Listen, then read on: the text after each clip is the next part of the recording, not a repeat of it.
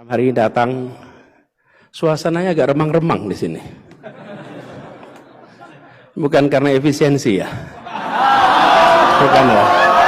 Barangkali jika pemangkasan anggaran mengorbankan fungsi negara, itu berarti pemerintah gagal dalam menata urusan publik. Kita semua merasa harus mengingatkan bahwa pemotongan anggaran yang menekan rakyat kecil sambil melindungi elit itu bukan kebijakan ekonomi. Waspada, jangan sampai mahasiswa kita dihasut. Hemat pangkal kaya, nggak ada boros bisa kaya, nggak ada bocor bisa kaya. Saya tidak akan mundur menghadapi koruptor. Saya tidak akan mundur menghadapi koruptor.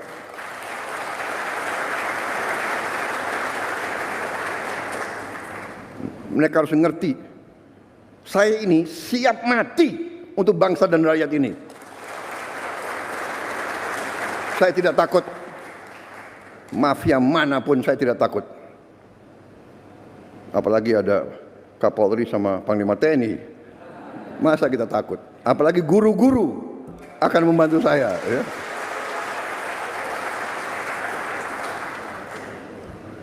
Saudara-saudara, koruptor-koruptor itulah yang buat guru-guru susah, dokter-dokter susah, perawat-perawat susah, petani susah. Karena itu, terima kasih dukungan saudara-saudara. Kita bersama akan menghadapi maling-maling itu. Dan kita akan mengusir mereka dari bumi Indonesia kalau perlu.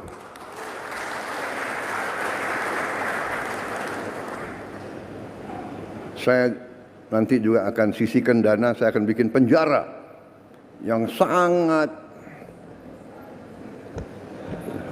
pokoknya sangat kokoh di suatu tempat yang terpencil, mereka nggak bisa keluar malam hari. Kita akan cari pulau, kalau mereka mau keluar biar ketemu sama hiu.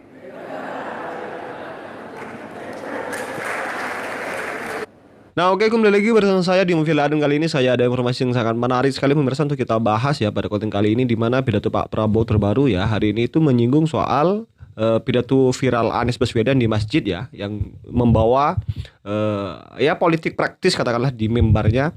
Pak Prabowo itu serang itu pidato Anies Baswedan pemirsa, dan juga kemudian menyinggung soal penolakan Ganjar atau kritikan Ganjar Pranowo ya terkait dengan efisiensi anggaran, dan juga menyinggung soal beberapa tuntutan mahasiswa yang ditunggangi oleh beberapa politisi katakanlah yang memang tidak mau Indonesia itu maju pemirsa. Dan ini sangat luar biasa sekali ya pidato Pak Prabowo, dan coba kita simak terlebih dulu pemirsa pidato Pak Prabowo hari ini. Berani bicara apa adanya. Tantangan paling besar menurut saya bangsa Indonesia adalah korupsi. Korupsi yang mengakibatkan kebocoran, yang mengakibatkan sumber daya kita tidak sampai ke rakyat yang paling memerlukan. Sekolah-sekolah kita masih banyak sekali yang perlu perbaikan. Dan karena itulah, begitu saya menerima mandat sebagai presiden, saya dengan pembantu-pembantu saya,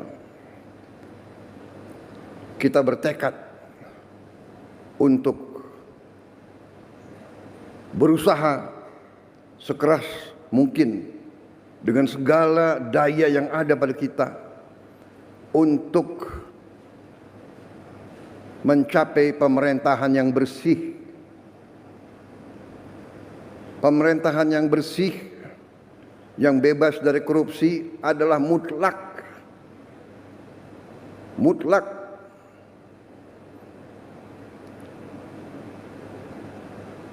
Dengan sumber daya yang besar, dengan kekayaan kita, kalau bisa kita kurangi kebocoran dan korupsi,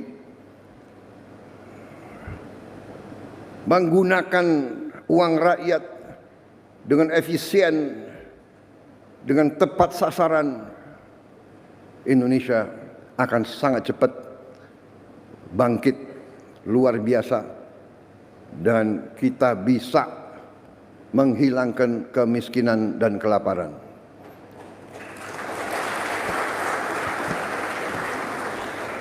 Ini tekad saya dan pembantu-pembantu saya dalam menjalankan mandat dan tugas dari negara. Jadi saya menyambut sangat baik upaya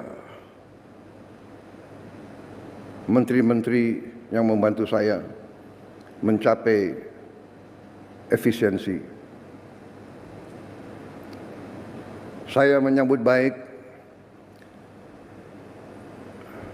inisiatif, upaya peluncuran, upaya mekanisme baru dengan mengirim tunjangan guru ASN daerah langsung ke rekening guru.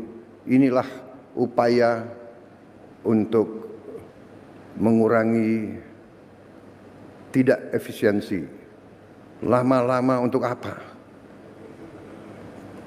Ditahan itu untuk apa? Iya kan? Ya. Kita harus hilangkan budaya-budaya yang tidak benar itu. Kalau bisa dibikin lama, kenapa harus dibikin pendek? Iya kan? Kalau bisa susah, kenapa dibikin gampang? Budaya ini yang harus kita kikis.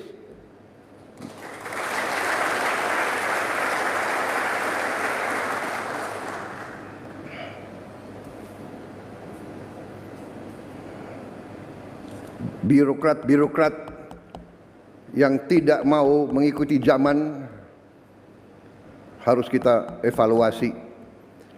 Jangan mengira jadi ASN hidup enak dan seenaknya. Tidak bekerja dengan efisien melayani rakyat.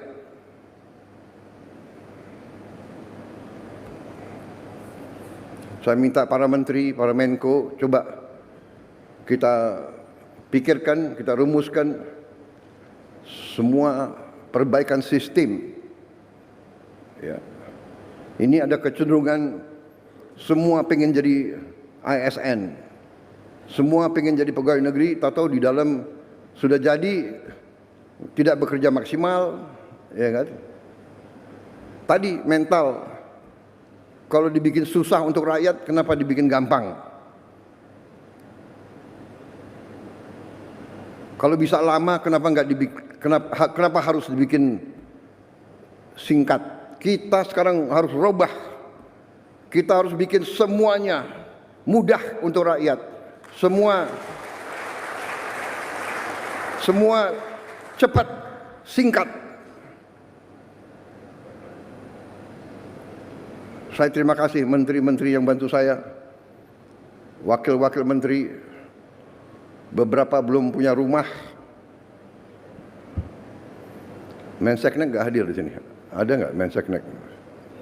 Nggak. Ya nanti saya panggil ya. Jangan-jangan banyak yang belum dapat gaji lagi. Tapi saya terima kasih, saya terharu. Mereka tidak pernah ngeluh.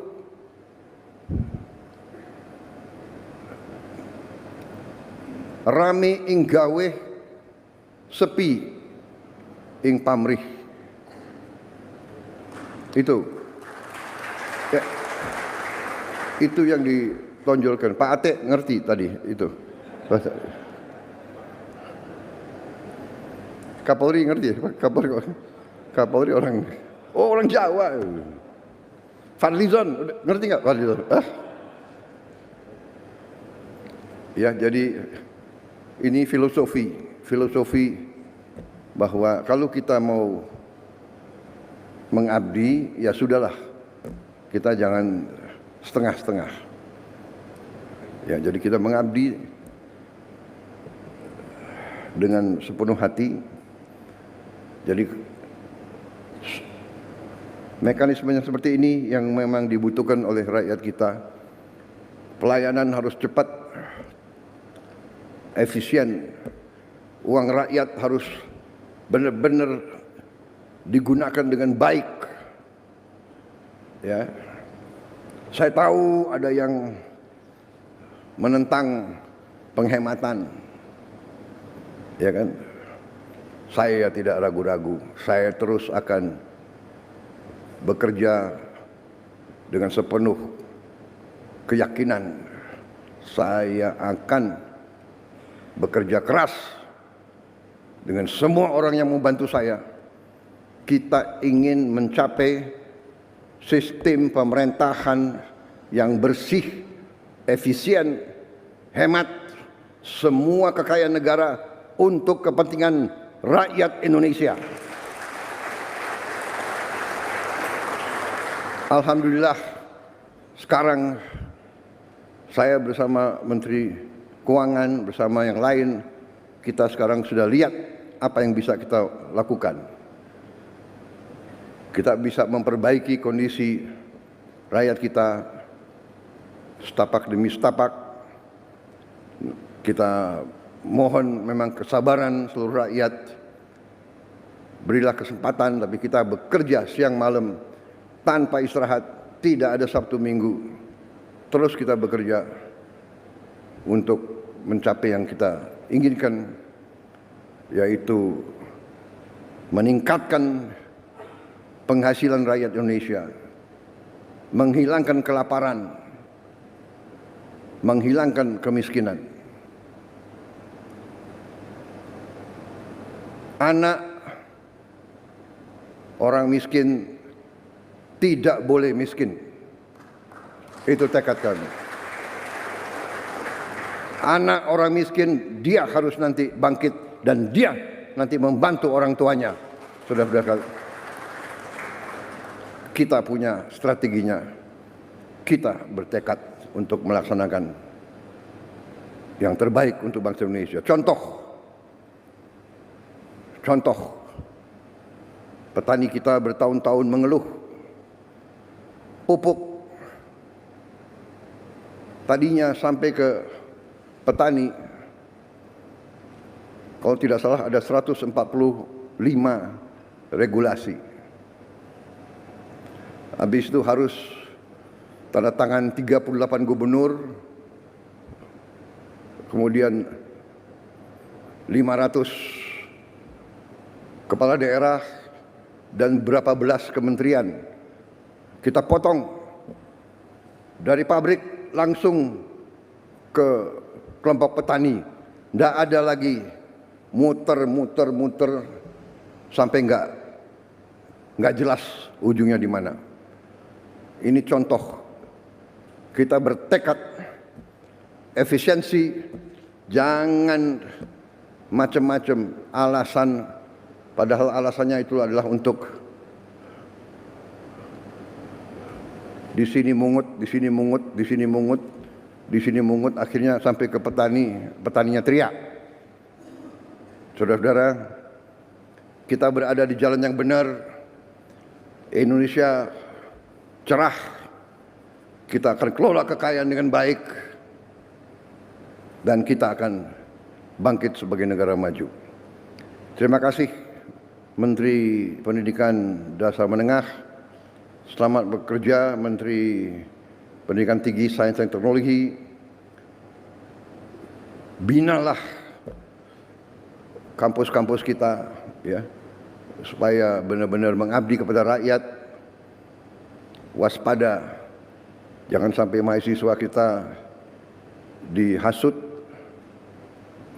Ujungnya saya yakin itu adalah kekuatan-kekuatan yang tidak suka Indonesia bangkit. Itu saja. Ya, tapi saya percaya rakyat kita sekarang mengerti dan sadar apa yang terjadi. Ya. Kebenaran selalu akan menang, saudara-saudara sekalian. Kita berada di jalan yang benar. Kita bertekad membela rakyat kita. Terima kasih dari saya. Selamat sekali lagi. Nanti kalau ada tempat lagi, kalau tidak tidak salah nanti sore saya akan bicara dengan beberapa ratus rektor, ya, dan dekan. Pendidikan hemat pangkal kaya. Nggak ada boros bisa kaya, nggak ada bocor bisa kaya, nggak ada negara yang korupsi gila-gilaan bisa kaya. Tidak ada. Korupsi menuju negara hancur.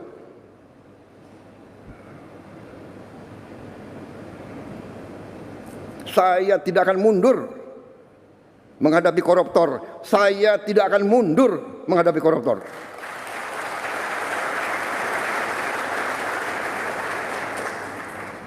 Mereka harus mengerti, saya ini siap mati untuk bangsa dan rakyat ini. Saya tidak takut. Mafia manapun saya tidak takut. Apalagi ada Kapolri sama Panglima TNI. Masa kita takut? Apalagi guru-guru akan membantu saya, ya.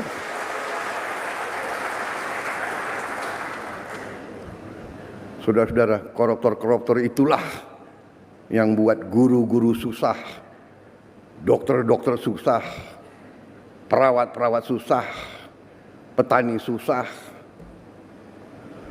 Karena itu, terima kasih dukungan saudara-saudara. Kita bersama akan menghadapi maling-maling itu. Dan kita akan mengusir mereka dari bumi Indonesia kalau perlu.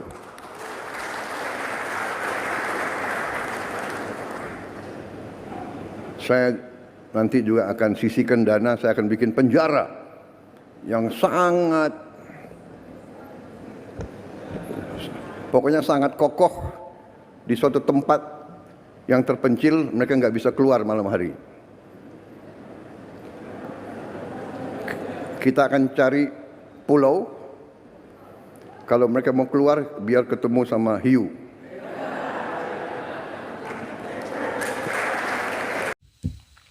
Ya seperti apa komentar kalian pemirsa, tulis di kolom komentar. Dan sekali lagi pemirsa ya, jangan lupa tekan tombol subscribe-nya biar kalian juga tidak ketinggalan informasi-informasi terbaru dari channel ini. Dan salam demokrasi dan salam NKRI.